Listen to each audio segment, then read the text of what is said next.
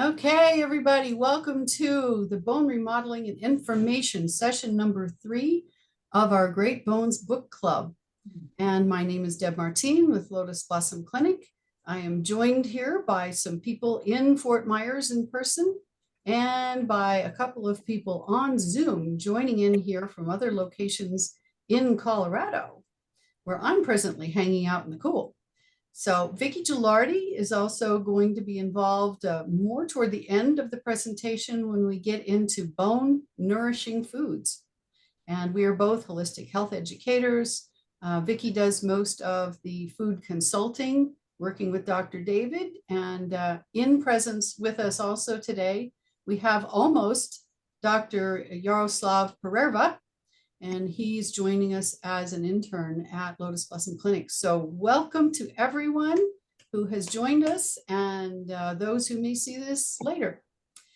So today we are going to be looking at a review of some of the key bone biology that we discussed in our last meeting, and then getting into the bone remodeling process a bit. How does this bone get broken down and recreated? What's that all about? And then how does systemic inflammation influence that process of remodeling? You'll find out it's a big, big influence. There's also stem cells. And a part of this whole systemic inflammation, lots of things can go wrong in what the stem cells choose to become. So then you want to ask, are you systemically inflamed? Well, if you listen to a lot of the functional medicine people out there who really follow what's going on in the research, that some will say that up to 90% of us are chronically systemically inflamed. Some people know it, some people don't. If there's that many, I'll bet you a lot of people don't know that they have systemic inflammation. So we'll be talking about how you figure that out. You know, what are their tests to figure out if you're systemically inflamed or not? The answer is yes, of course, we'll be investigating those. And then how do you limit the sea of pro-inflammatory stuff that we swim in? So give you some potential solutions to this as well. So I'm going to kick this into the full menu here. Start from the beginning. And there we were, and down, page down. Okay. So you may notice that the background theme here is a person working with art, painting a picture. And I'm thinking that we're looking at the art and craft of bone remodeling this time and focusing in on how that process is of inflammation affects it. So we're focusing on completing chapter 3. We explore many of the primary actors in the life and times of our bones. The book that we're using is called Great Bones, Taking Control of Your Osteoporosis by Dr. R. Keith McCormick. It was just published in January of 2023. So this is all very current information, and it's a very thick book and a lot of great information in it. Many of you have the book now. And if you don't, and you like what you're hearing here and you want to learn more or have it as a reference, I highly encourage that you look into buying it on Amazon. So today our aim is to gain a basic understanding of how bone remodeling functions work and how they go out of balance to cause bone loss. So osteoblasts and osteoclasts. Let's see who knows something about osteoblasts and osteoclasts. Which one, and I'll just ask the question to specific people. Which one of these is the one that builds the bone? And Yarrow, which one builds the bone?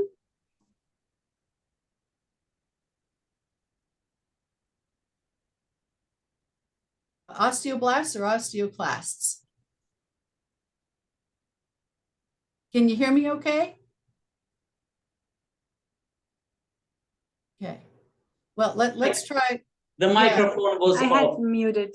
Oh, okay. Okay. Sorry. Okay, go ahead. I will repeat. Osteoblast, so with the B one, is basically a young cells of the bones. When they get matured and they are in place, they will turn into a regular bone tissue. They will generate the bone tissue. Perfect, Well, they perfect. will turn into general bone tissue. They will turn into. They would turn into that, to Yes. bone. Okay.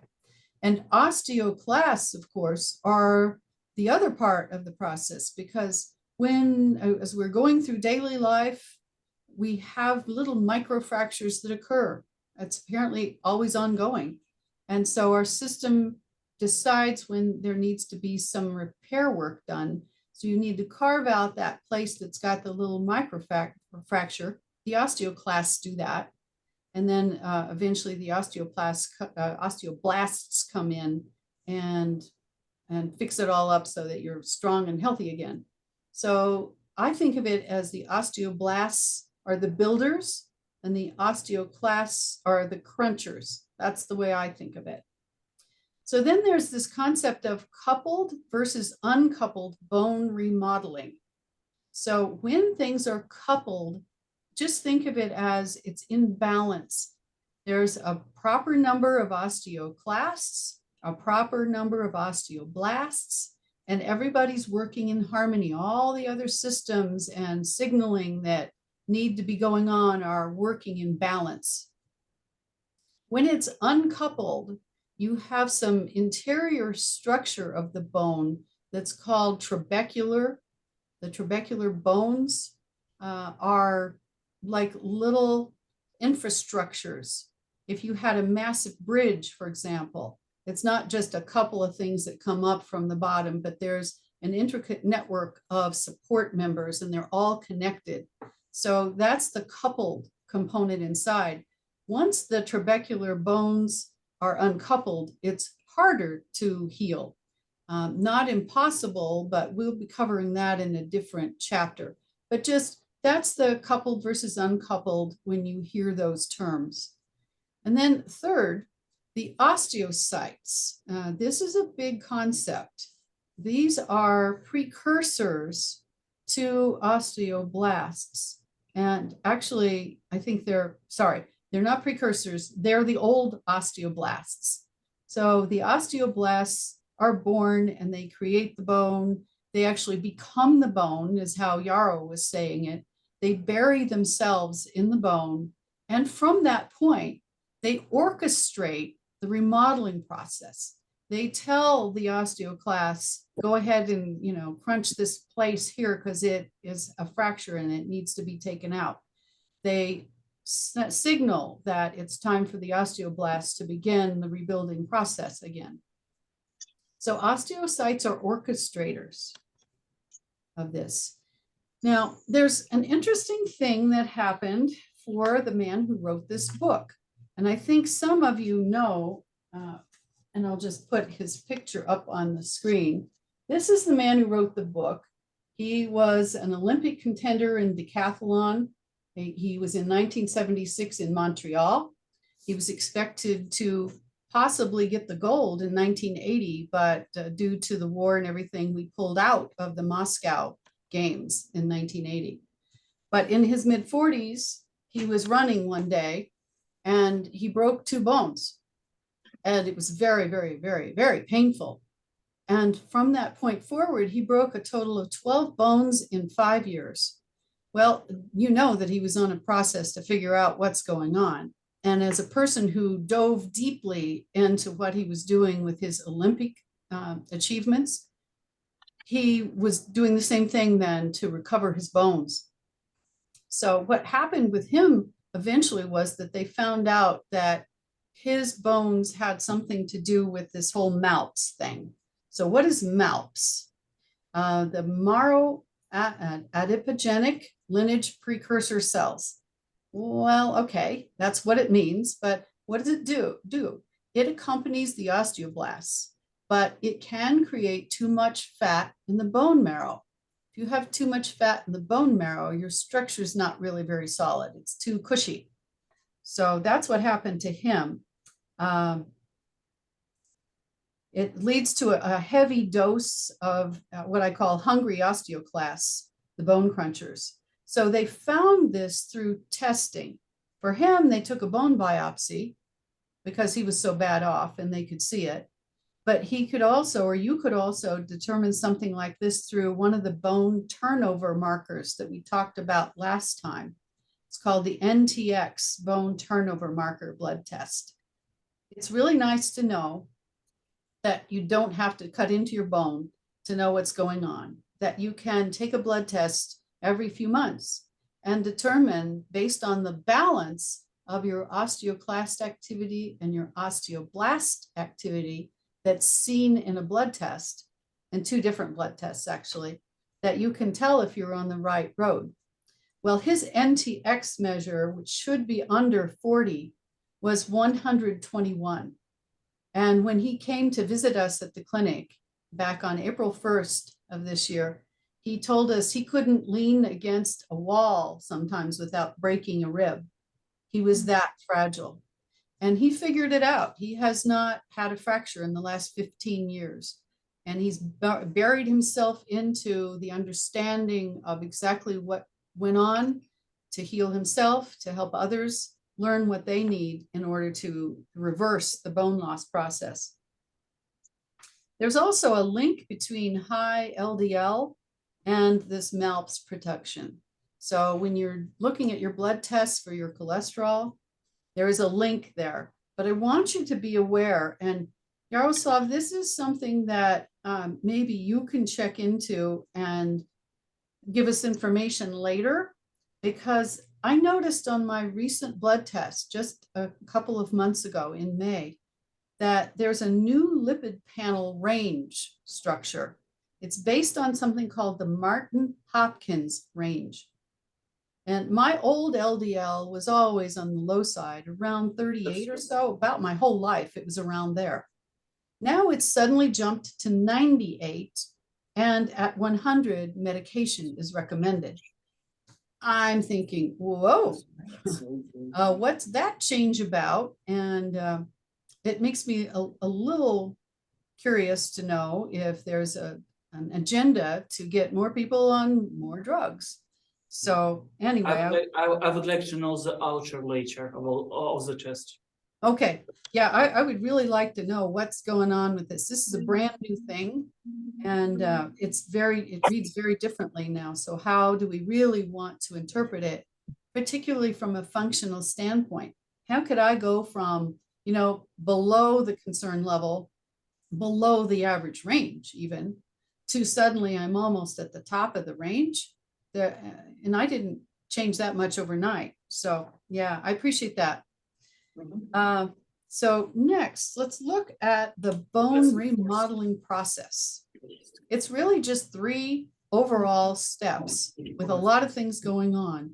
But just to anchor us, there's the bone resorption. That's the crunchers. That's when the osteoclasts are taking away bone.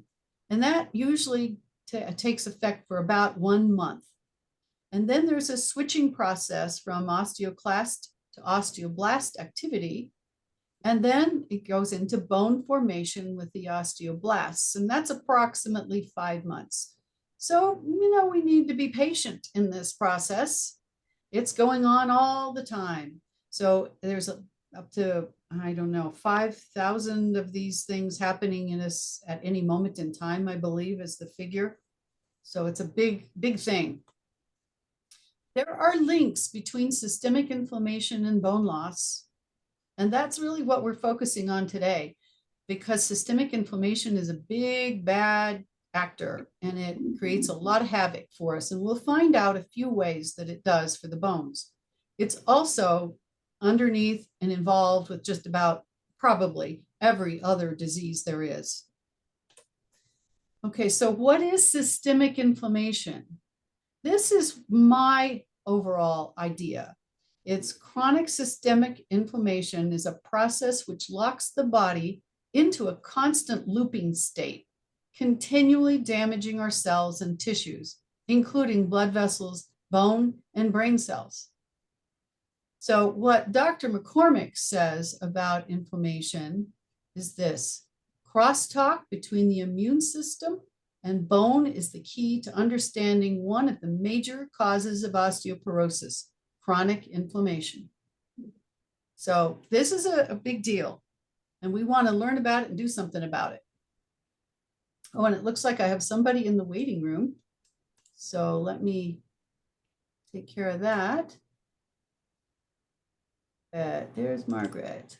Okay. So make sure Margaret can join. Okay, welcome, Margaret. Sorry to have kept you out there. I didn't notice until just now, but we're just starting to talk about systemic inflammation and its importance in this whole business of bone loss. Okay, so why do we care about inflammation? Well, inflammation is real and it's dangerous. As I said, it underlies possibly all diseases. We often don't notice it, and some doctors may not know how or care to diagnose it. If we do notice it, we don't know what to do about it oftentimes. If we don't notice and we don't do something about it, it's a silent health robber and an inner assassin. So let me just introduce you to one bad actor here. It's called rankle. And there's a whole big series of words that this means that they come to this acronym of rankle. I'm not going to go into that, but it's a nuclear kappa factor. That anything nuclear is kind of concerning to me. Okay, so what rankle is it's a primary actor in communicating the inflammation command to our cells. It's really our body trying to defend itself against something. When the immune system is inflamed, our T cells create this communication compound. And the damage, well, too many T cells that come to an area emitting rankle may brush up against pre-osteoclasts and turn them into active bone crunching osteoclasts. Well, this creates an out of balance condition because more osteoblasts or more osteoclasts, the crunchers, and not enough of the blasts, the builders, creates a bone remodeling system out of balance. Now you're eating too much of the bone away and you're not building enough of it back. So that's the thing. Now, do you guys remember with COVID when someone got really sick and they would be put on an intubation? They were usually in something called a cytokine storm, where inside the blood vessels, inside all of the ventricular, the tiny pathways in the lungs, there were these inflammatory situations going on. And the immune system, your T cells, all these white blood cells come rushing in to solve the problem, and they overload the system. So they called it, it's an inflammatory cytokine storm is what they called it. So cytokines are very active and they're trying to help us, but I think in this modern day and age, our ancient biology doesn't always know how to keep up with our current circumstances. And it's a little bit like neighborhoods. What neighborhood did you grow up in? Did you grow up in a neighborhood that was underprivileged and maybe there were gangs? So that would be a way out for perhaps some young boys thinking that's the way I need to make money and get out of here. And that's harmful. That's harmful to the society, people around them, themselves, their families. Or were you born into a parent situation in a neighborhood where they cared about their lawns and their gardens and educating the children?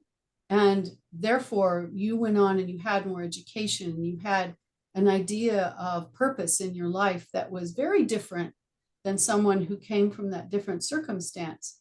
So our bodies are this way. What kind of neighborhood and environment do we have in our bodies right now that are either supporting good bones or supporting the breakdown of bones and bone loss, osteopenia, and osteoporosis? This is all about inflammation. So here's another way that things can go wrong. Stem cells are precursor cells. I think we all know this. There's all kinds of information about stem cell therapies coming out and probably in the next 5 to 10 years, this will be very, very big in medicine. So stem cells can become a number of things. For example, 2 types of cells involved with bones.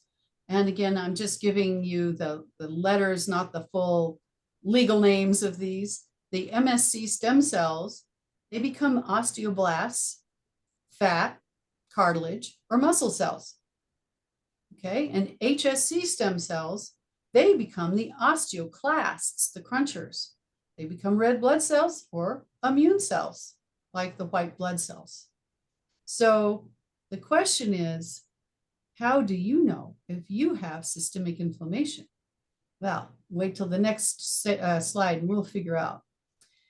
It's a delicate selection process. If you are looking at the MSCs, that could be osteoclasts, fat, cartilage, or muscle cells. In a healthy body, there's an appropriate number of osteoclasts that are born, that are created. However, when you have whole body inflammation and oxidative stress, too many fat cells are created. This was the problem for Dr. McCormick. The HSC can become, one of the things is osteoclasts. They're from the same lineage as all the immune cells, the white blood cells. They are overstimulated and overgrown if the system has too much inflammation on. The T cells are overstimulating the cells to become osteoclasts, so too many of them again. So again, out of balance. So here are those tests. If you asked yourself, I wonder if I have systemic inflammation. Well, think about it for a moment. And some of you know if you have it or not, and some of you may not. If someone has arthritis, and it's all over their body, pretty good guess they've got systemic inflammation. If there's pain and it's all over their body, pretty good guess they have systemic inflammation. Lots of ways to have a good idea, but how do they test for systemic inflammation? Well, there's 2 primary tests that are used, and I see this in both tests for brain health and tests for bone health, and I'm sure they're involved with cardiovascular health. In fact, I know they are. So these are very useful markers in the body. So let's look at the C-reactive protein. And what the doctors are really describing now is high, what is the AS? I can't remember. High system CRP. Okay. So it's inflammation triggers the liver to create this C-reactive protein. It's a pro-inflammatory cytokine. Again, it creates more osteoclasts. This is measured in a blood test. The ranges are these.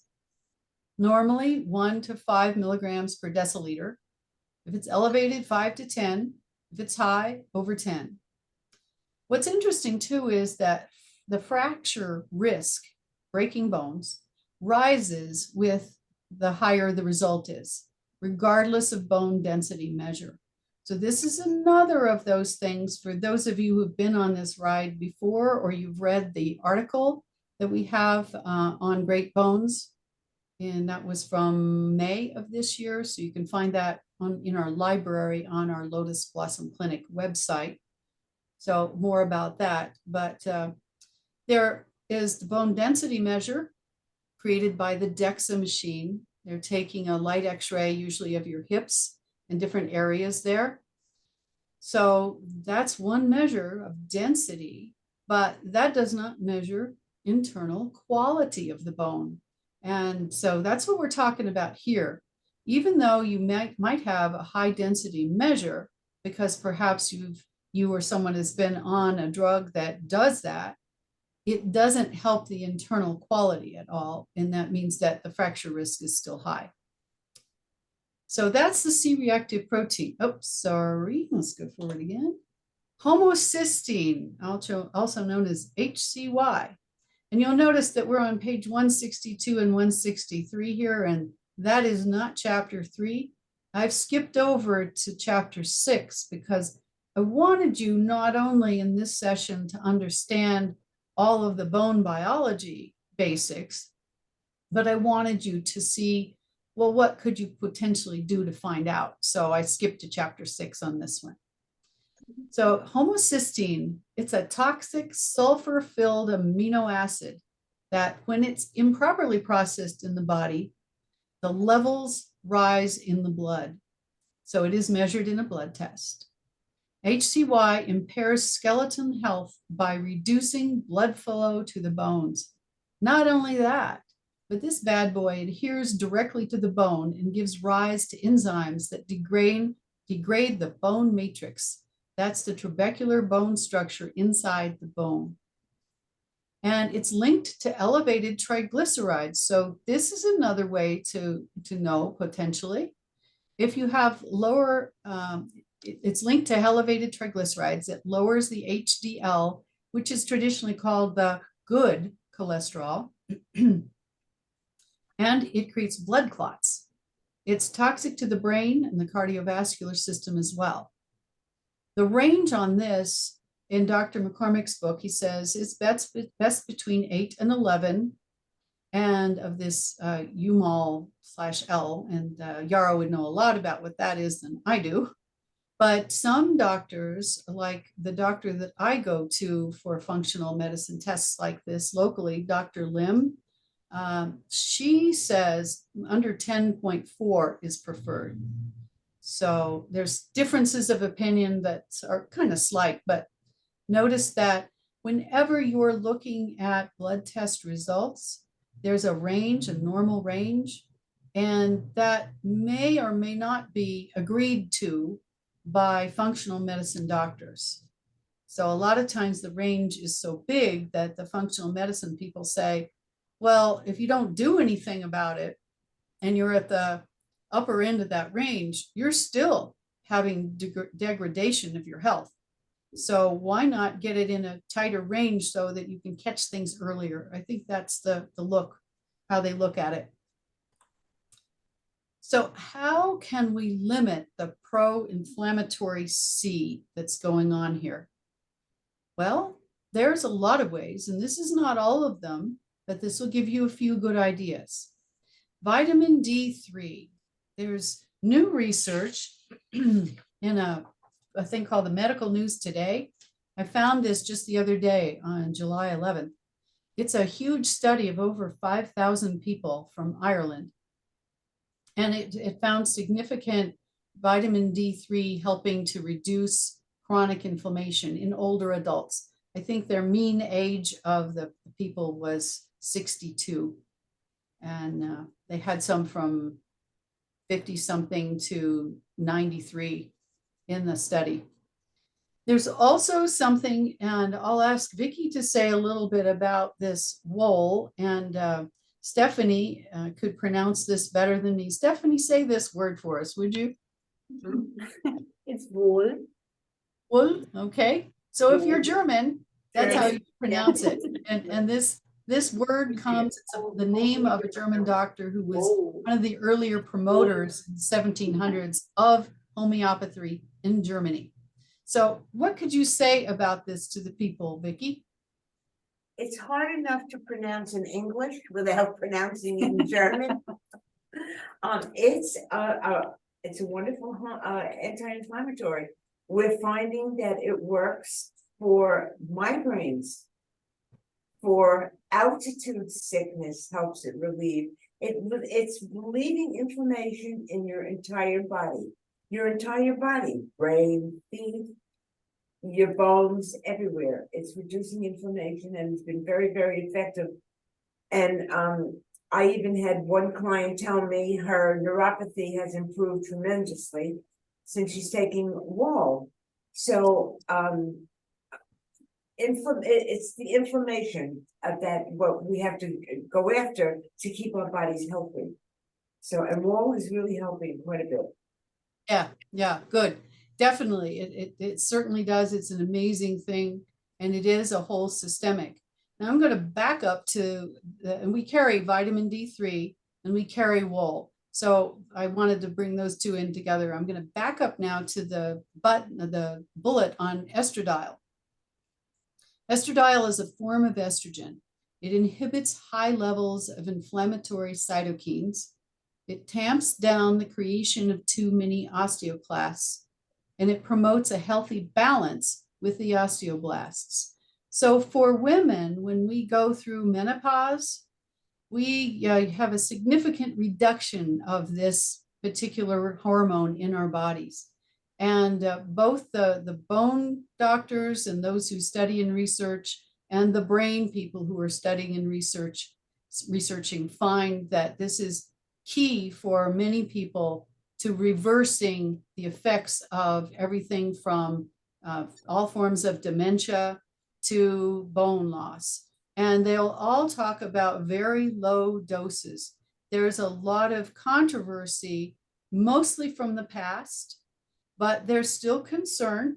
So when you're looking at hormonal treatments, you want to be working with someone who really understands it, is up on the research, and tests periodically. You don't just get a prescription and go off for a year. You want to know how things are going there. And there's ways of protecting against potential cancerous issues by what you eat. And Vicki but Vicki is there. She could talk to all of you about the cruciferous, and we covered some of that last time, but it's a good balance with the DIM, which is really important for balancing out the estradiol. So that's just something I wanted to say there. Also, I found out that there are something like, and I'd have to check my figure here, but it's definitely in the thousands. It may be 30,000 cell receptor sites for estradiol in the hippocampus. Wow. Hippocampus is where most of our memories are stored. So that makes sense in terms of dementia and any brain malfunctions that would be going on with memory. And then also another thing that was mentioned here for supplementation is resveratrol, because it lowers systemic inflammation. But I found out, sorry, you can't consume enough wine to help. You'd have to be, sloshed all the time. So it's really probably better, as in some other things like medicinal mushrooms, to be able to get that in a concentrated, good supplementation form. Vicki, do you have anything else to add on the supplements? No, the D3, K2. Yeah, K2. Yeah, the K2, the wall. I like the Ostera that we have here. That's true. Yeah, I forgot to mention that one. Yeah. Yes, or the Estradiol is another one. Right. So those are the supplements that I more or less recommend to my clients for bone. And the diet is very important. Absolutely.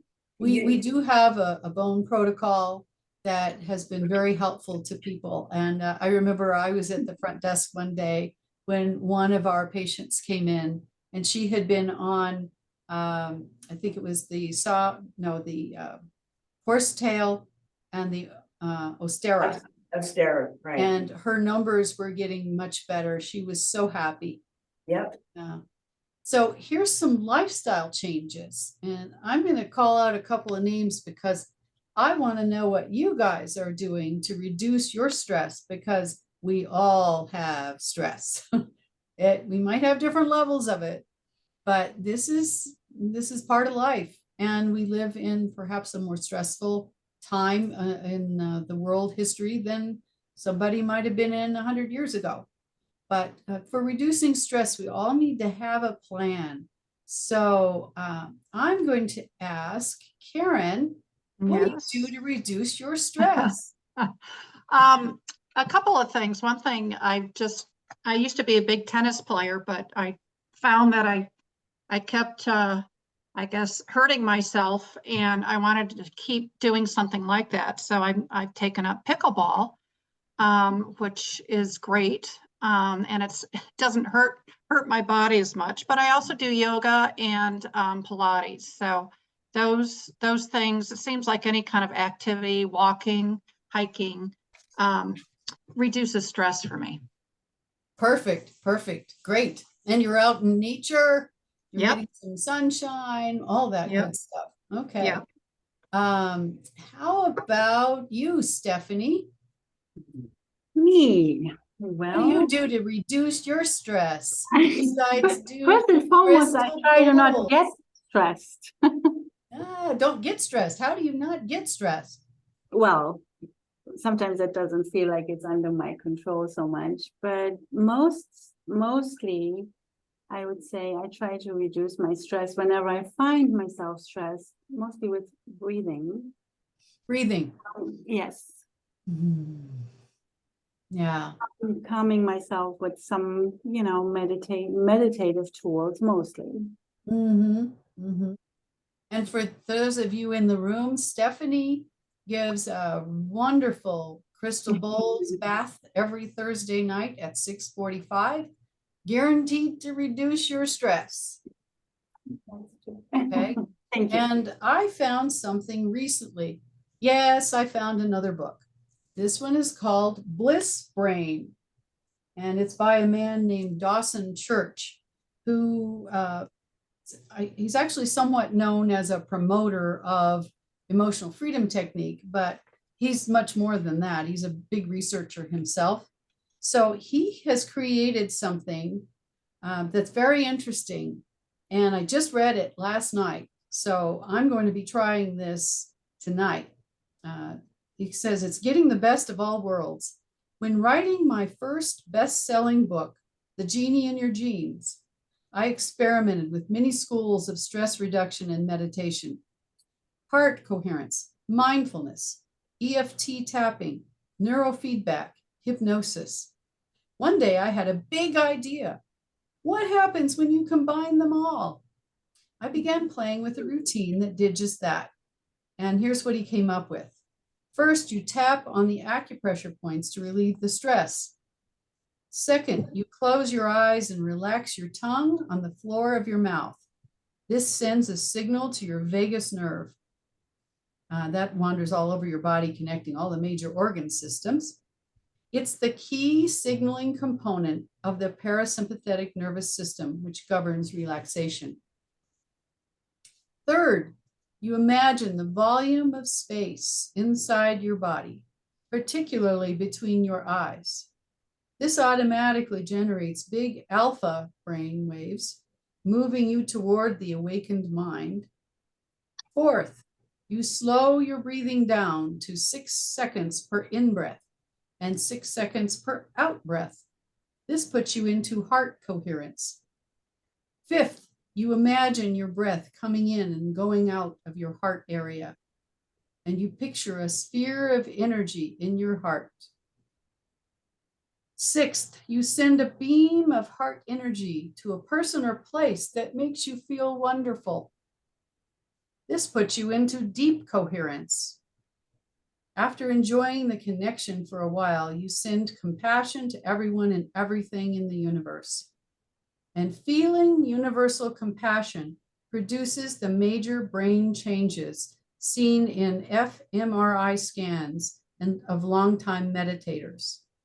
So he says this moves the needle like nothing else into the bliss brain state.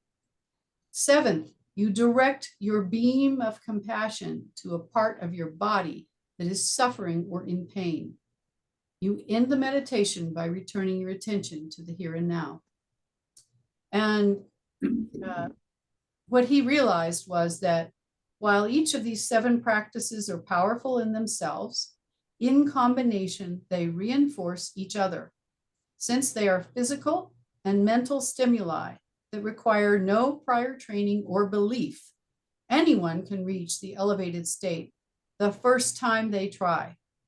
I named the method echo meditation, and he's got studies at the back end of this book about each of the individual components of this, and he's done some studies himself on the echo meditation. So there's a new idea. So another book for you all, Bliss Brain. Okay. And that's reducing stress is such a big idea or a big deal that we need to work into our lives as a practice. And that's the hard part. he describes in this book why we have such trouble meditating is really there's all the back end parts of our brain, the ancient parts of our brain that were so involved with keeping us safe, that we're in the here and now, and we don't want to go to that space. We might be, in trouble if we are not aware, whatever it is. We have very busy brains. But this is one way of just walking through a protocol of 7 steps to get there. And he finds that most of the people, the predominant number of people who try this continue. And that's not the case with typical meditation practices. It's like 10% of the population that practices meditation, they figure. So that's one. And Karen's already talked about the exercise. Regular exercise. Now, here's another word. Deb, can I interrupt? Yes. What's the name of the author again? Okay, it's Dawson, Dawson Church. Oh, so that's thank his you. name. Yeah. And it's a really great book. So it starts out in a way you wouldn't expect. And he uses that. He moves into all the parts of the brain. Just amazing the way we're created, and then more about how to really get to this state is amazing. So as I was saying, Karen has got the regular exercise down. So let's go to page 63. If you have your book, you can do that. And I'm just going to give you a little insight into this thing called sclerotin.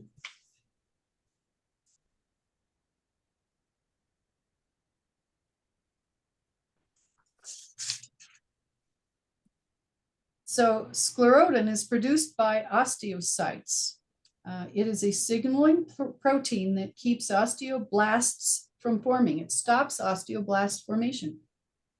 Okay, so it inhibits something called WNT signaling, thus limiting the formation of osteoblasts and shortening their lifespan. Whereas too little bone results in weak osteoporotic bone, too much bone formation is called osteoporosis.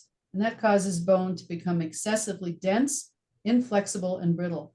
We want a balance between bone resorption and bone formation, and orchestrated bone remodeling to keep bones strong yet supple. Exercise helps keep sclerostin production at an ideal level. This is just one of the many reasons you should exercise regularly. So kind of interesting, huh? That's about exercise. Now, of course, there's going to be diet here. Big topic. You guys can watch all kinds of programs. Everybody who's here knows that sugar is really a bad drug in the system, a bad actor in so many ways. So reduce or eliminate sugar is always a big deal.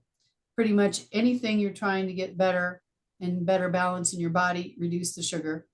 Stop the wheat. The gluten is a huge inflammatory. Consume beans, mushrooms, and seaweed to increase something called SIRT1 in the cell nucleus. It regulates inflammation, metabolism, and it's a powerhouse of longevity. And of course, anyone who's been around the block with ginger and turmeric knows about them as anti-inflammatories in a big time way. So any questions on this slide here or any other thoughts? Yeah, it's Candy. Candy? And the exercise part, I just like to mention that when people think of exercise, at least that's generally is they think of strengthening and movement, but it's also got to be lengthening. So just think about shortening muscles. You have to also lengthen that. That contraction and release is actually the movement of the body is really what exercise is for. So you're always looking to have that balance. Right. And what is so good to do that, Candy? See, this thing called yoga. Yoga. And yoga involves breathing. Yoga Yes. breathing. Yes. Absolutely. So we offer all of these kinds of lifestyle changes. We offer stress reduction, exercise through various classes. Candy is our teacher for the yoga classes and breathing classes. And she's an amazing instructor. So if you have a chance to work with her individually or come to one of her classes, she's, what I love about you, Candy, is that you can see what's going on in each body differently because we are all different. And so nobody gets hurt in Candy's class. It's really good. Okay. So I want to leave you with a couple things here. There's a reason to use a prescription drug called Evenity. And due to this thing called Wnt signaling that we talked about just a second ago, that pathway is disrupted. It's a broad mist, this signaling thing. It's like a broad mist that disseminates information across a big area of cells. So that's what it's doing. And it can be disrupted. Or there may be a genetic issue. That's a big part of the problem of bone loss. So when someone is really in the hole and they need some quick help, Evenity builds more osteoblasts. It's very successful at doing that because it downgrades the sclerotin signaling that we were talking about.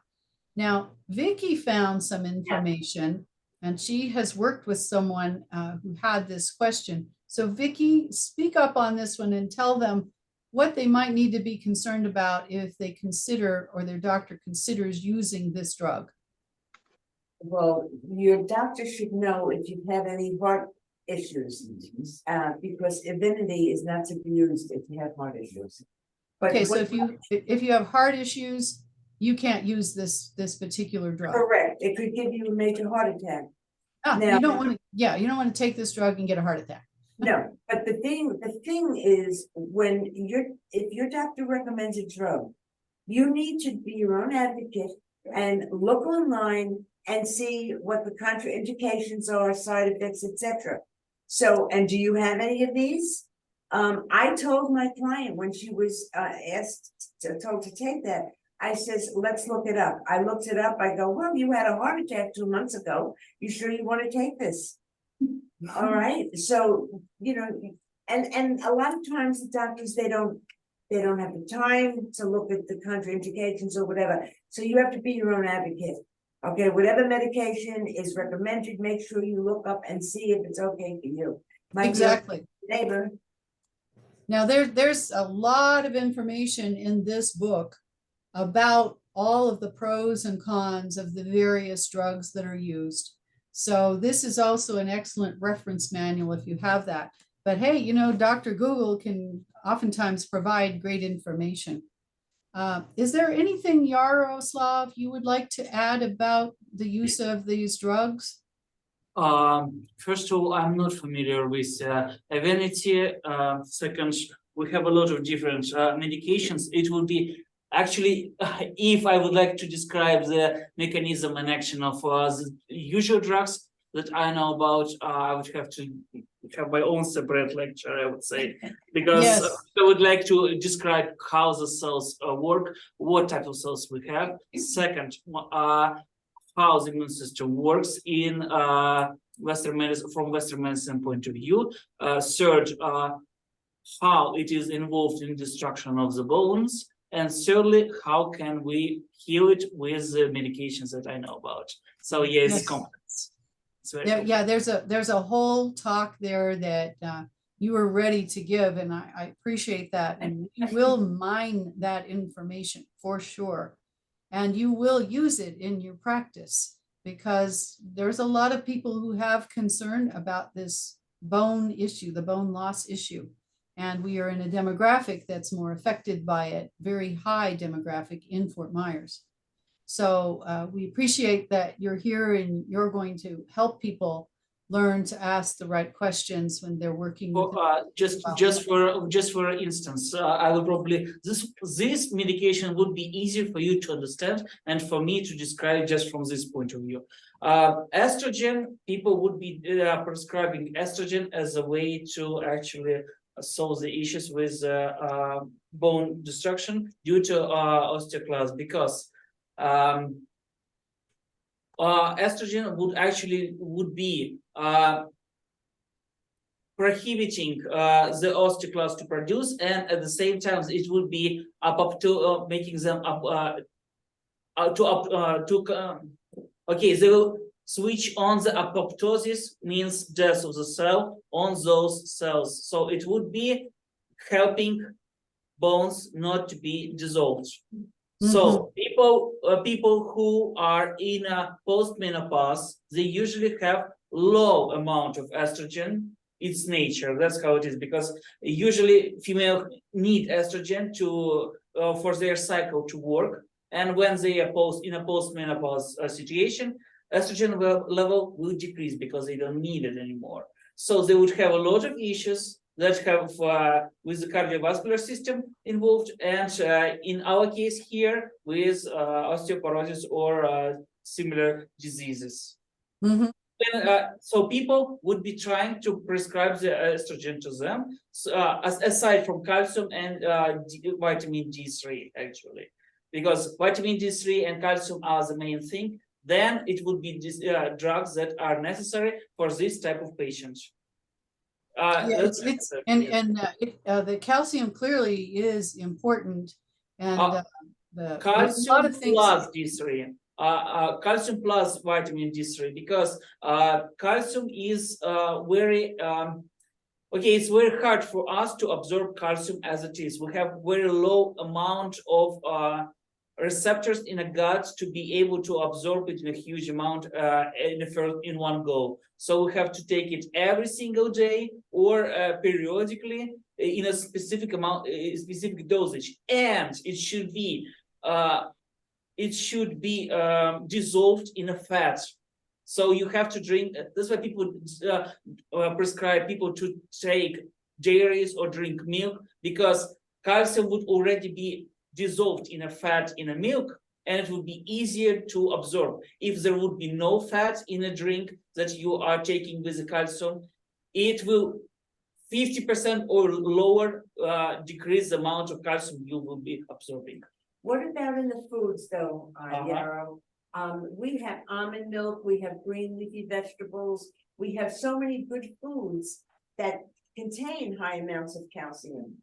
Would that be a substitution for taking As I said, you have to take it periodically. If you're not taking it periodically, no matter what you would be eating, it would be a problem. Why I would be mainly issuing to take with vitamin D3, because vitamin D3 would be activating calcium in a cells. If you will not be, if your vitamin D level, especially D3 type vitamin, would be low, it will be, you'll be absorbing calcium. I cannot use it because I don't have enough vitamin D, so I should pee it out with our urine. So calcium will be just washed away, and then I like calcium. I need to absorb more bones, and producing destruction of the bones again. Yes, that's why. Yeah, there's also some controversy about calcium, and there's different kinds of calcium. So that's another big discussion, and it's one that you and Vicky will have with patients for sure. It's one that we would do well perhaps to tease out and write an article about, because these are things that a lot of people may not be aware of. And sometimes calcium can go the wrong way too. And that's probably because there's an out of balance situation with the nourishment coming in and how it's being absorbed. Okay, cool. All right. Can I ask, excuse me, Yes. can I ask a question of the Yes, doctor? Margaret. All Yes. right, hello, I'm Margaret, and I have osteoporosis, and way before I got osteoporosis, or at least was aware of it, I would get hypocalcemia, so I stopped taking calcium. And then now that I didn't want to take a drug when I discovered the osteoporosis, so my doctor just asked me to get a certain units of D3 and also calcium, but I reminded her of my hypocalcemia, and she says, well, let's try it and see what happens. And sure enough, in 3 months, it had gone up again. So what's the issue with the hypocalcemia? Again, you are saying hypo, not hypercalcemia. Hypocalcemia is when calcium is lowered. No, it's Hyper, hyper. Yeah, if hyper. it's hyper and it's high. Okay, when they are checking your hypercalcemia, it means how your organism think about. Let's say it that way. Okay, I have low amount of calcium. For example, I need it for my heart, for example. So I would have to destroy my own bones to produce more calcium. And now that I have destroyed my bones, I have hypercalcium. My calcium is high in bloodstream. Yeah, Yes. So you have a problem with the heart, for example. Now your bones are destroyed all the time, and you have hyper. And when on analysis it will be hyper. You have supposed to have a normal amount of calcium, not high, not low. If it would be low and you have osteoporosis, that would be a different topic. In this case, it's just function of osteoclasts that were created by nature is working well. You are destroying your own bones to supply your own calcium into the bloodstream.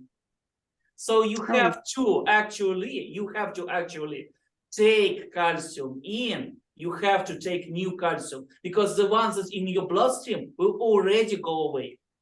Yes, it will already go away because it's already ion type calcium. You have to intake calcium that is already binded to the fat and with the protein.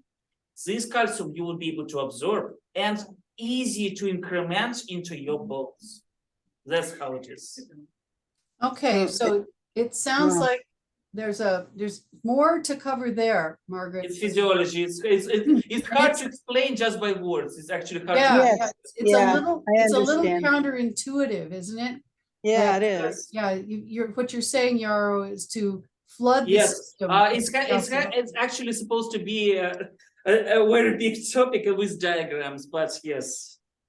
Sorry Okay, about that. well, maybe we Go ahead. can have a specific time where the two of you could talk, and maybe Vicky and you and I could all talk about it with Margaret, because there's something to learn here.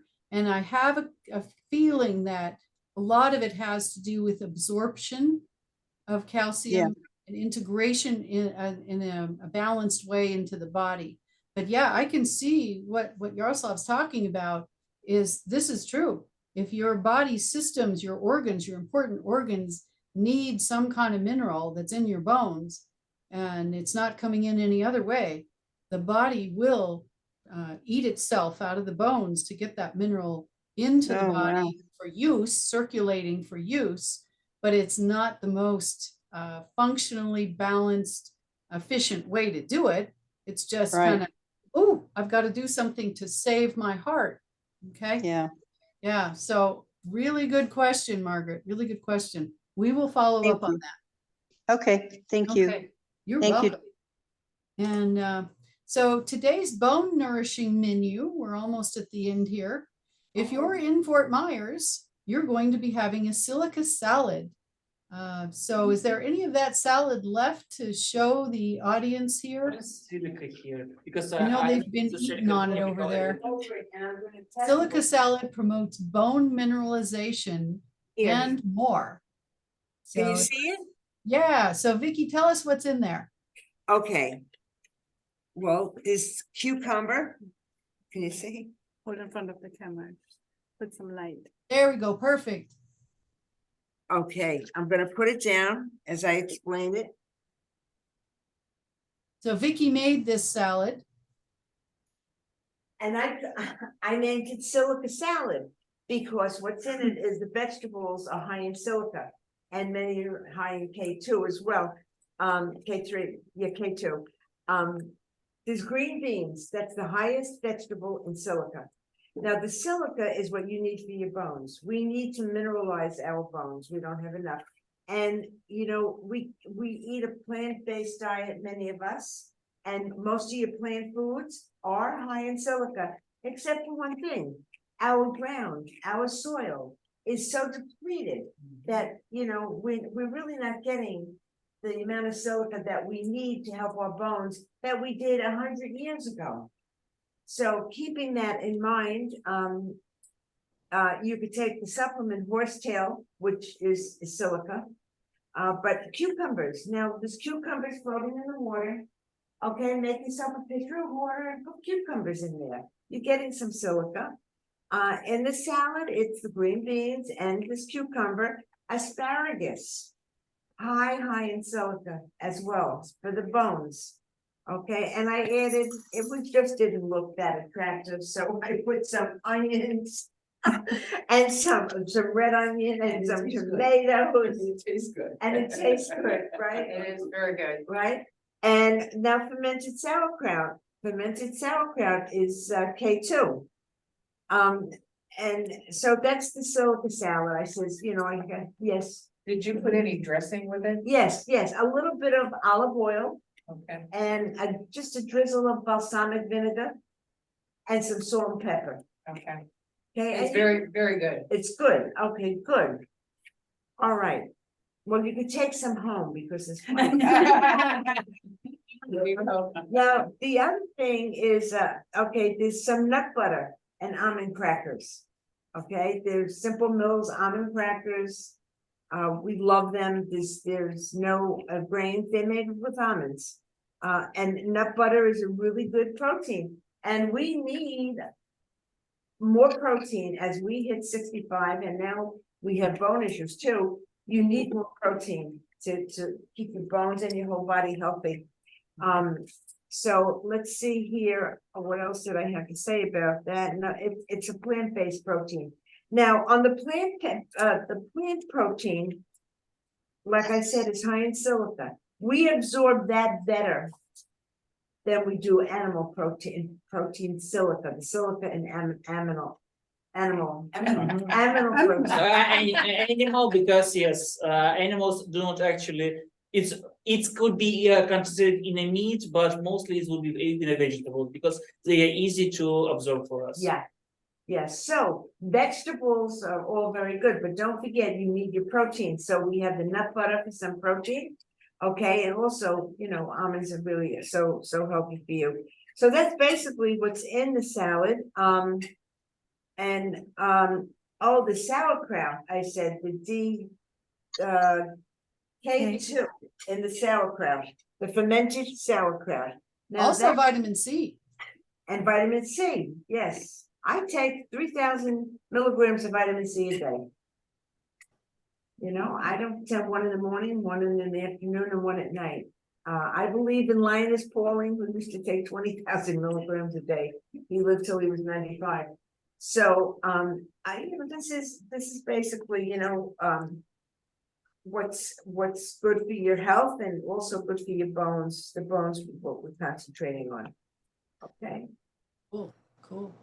Well, Vicki, thank you so much for creating that and giving us some information we can work with. So Margaret and I need to get together and create the green beans, cucumber, asparagus tips, onions, tomatoes, sauerkraut, and salt and pepper, a drizzle of balsamic, and a little bit of good olive oil.